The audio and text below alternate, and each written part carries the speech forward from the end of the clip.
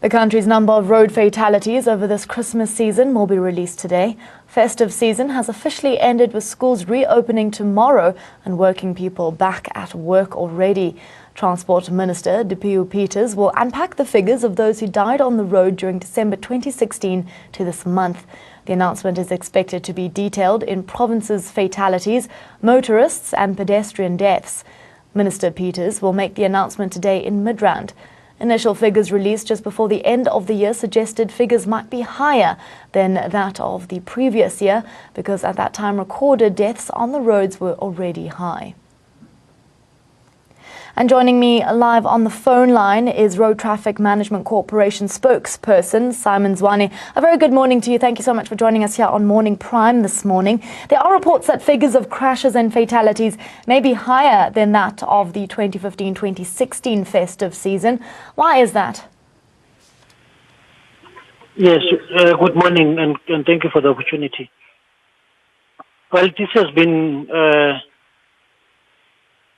one of those very difficult festive seasons. It's been raining, there have been many long weekends in between, so there was a lot of traveling, and associated with that were road crashes and accidents. And we will know as soon as the minister releases the stats what the actual picture looks like, but we do share the concern that exists out there. That there were many. And now what can you presume are the reasons behind most of these accidents and fatalities? Drunk driving, pedestrian crossing. What can you presume? We understand that obviously those results will be more clear when the minister announces them, but just from past history. Well, yes, in addition to what we have mentioned, drunk driving and speeding, but we must also add incompetent driving, unqualified drivers on the road, lack of respect for the rules of the roads. All of those factors would have come in contributing to the number of accidents that took place. And what measures were put in place over the festive season in order to decrease these numbers and prevent these accidents from occurring? And do you feel that these measures were successful? There were extensive measures put in place. All the hazardous roads were identified. Plans were put in place to limit or reduce the number of accidents on the hazardous routes. So we knew the travel patterns and planned around those patterns. So the stats that the minister will release will be showing whether all of those things had a bearing on how people conduct themselves.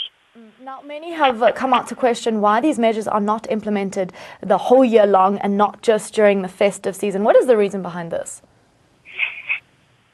Remember, you must be informed by the traveling patterns of people.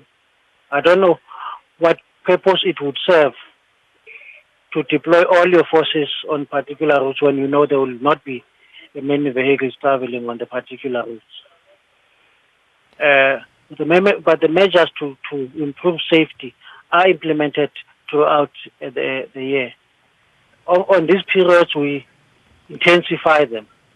So you can't go on an intensified program throughout, even when traffic volumes have subsided, there are no people traveling and people are relaxing at home or traveling short distances within suburbs.